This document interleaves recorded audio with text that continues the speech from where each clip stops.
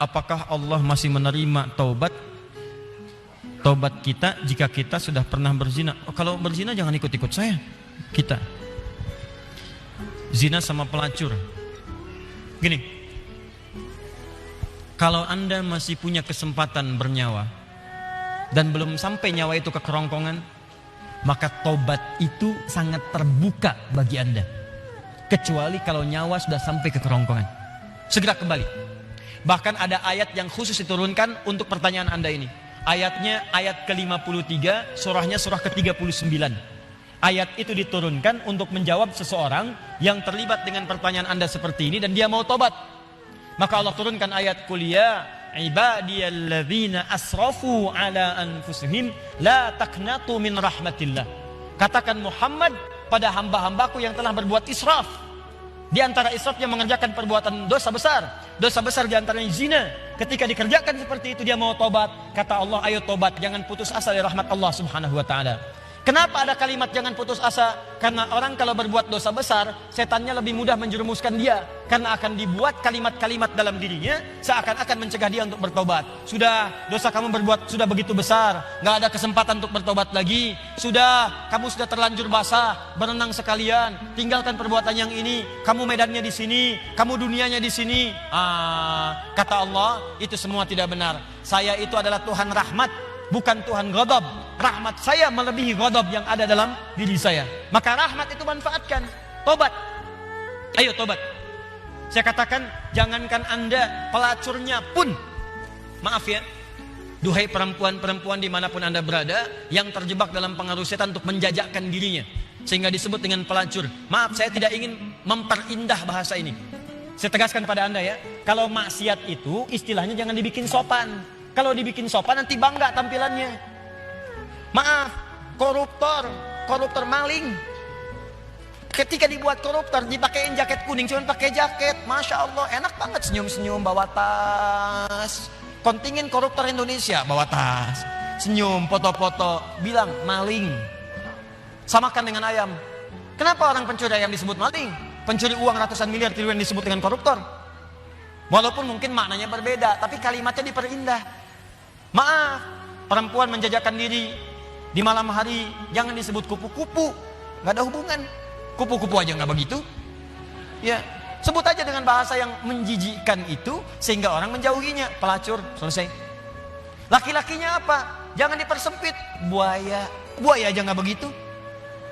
Udah sebut aja misalnya pria jahat, pria buruk, pria pezina, selesai. Tuh pria pezina tuh, bukan itu hidung belang, hidungnya sama, nggak belang dia. Katakan pezina. Begitu disebut pezina, dia akan menjauhi perbuatan itu. Ayo tempat-tempat zina, sebut aja begitu. Ya, jangan disebut dengan kalimat-kalimat yang indah. Begitu disebut dengan kalimat yang indah, seakan-akan perbuatan itu menjadi baik. Teruskan. Pernah dengar tentang hadis ini? Seorang pelacur memberikan air minuman kepada seekor anjing. Ketika diberikan itu tiba-tiba keluar firman-Nya dengan segala keikhlasannya dia masuk ke dalam surga. Pernah dengar hadis itu? Jangan salah baca. Kalau salah baca nanti jadi pelacur aja bisa masuk surga.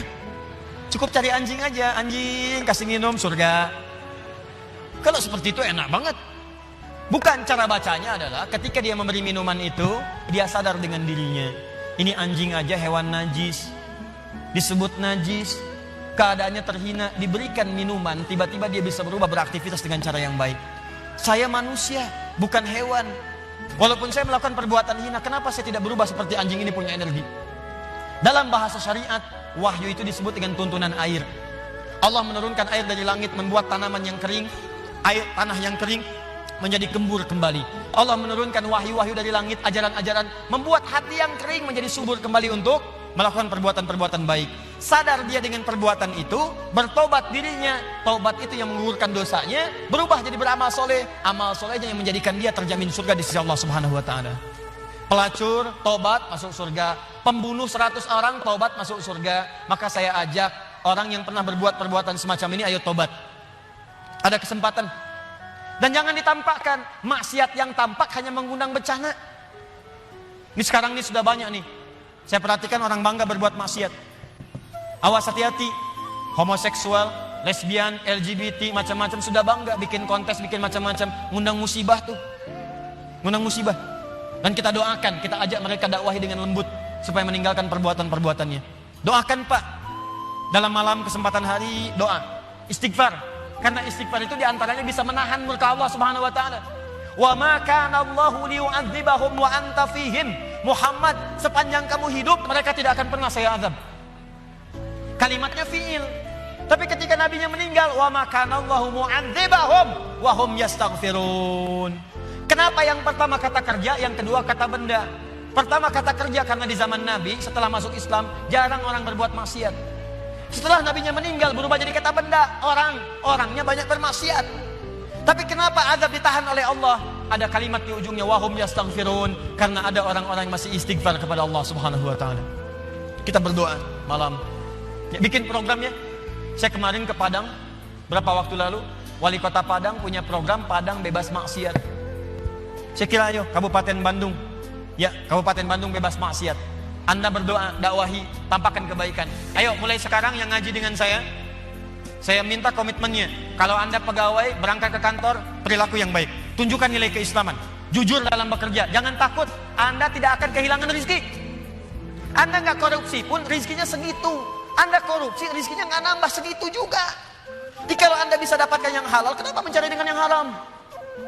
Nggak usah, yang baik-baik aja, rezeki Anda sudah terjamin. Demi Allah saya katakan, kelihatannya banyak, cuman segitu juga. Kalau Anda berbuat baik, ditahan oleh Allah, seperlunya dikasih, perlu dikasih supaya Anda nggak repot. Kadang-kadang dikasih banyak supaya bisa zakat, supaya bisa infak. Cukup tempuh dengan cara yang jujur, rezeki datang dengan semestinya. Ayo Anda yang bekerja di birokrasi, di diplomasi, jujur aja udah. Tunjukkan nilai keislaman. Pak, kenapa so soleh sih? Gak nerima proyek begini, bukan soleh. Saya ingin menunjukkan bahwa agama yang saya peluk selalu mengarahkan pada nilai-nilai kebaikan. Demi Allah saya katakan, saya tidak menerima ini pun rezeki saya akan didapatkan dengan seperlunya, sesuai dengan kebutuhan saya. Paham? Ditinggalkan yang tidak baik. Apapun pekerjaan Anda, yang polisi, yang tentara, yang macam-macam, yang camat, yang lurah, yang bupati. Ayo, kalau Anda merasa mengaji dengan kami, tunjukkan bahwa apa yang kita pelajari bisa dipraktekkan dalam kehidupan. Yang seperti ini, tobat. Kalau Anda tobat, saya doakan, saya bermohon pada Allah, semoga yang bertanya ini kalau benar-benar dia bertobat, dan semua yang bermaksiat bertobat, saya bermohon pada Allah, semoga dimuliakan dengan surga saat kembali kepada Allah Subhanahu Wa Taala.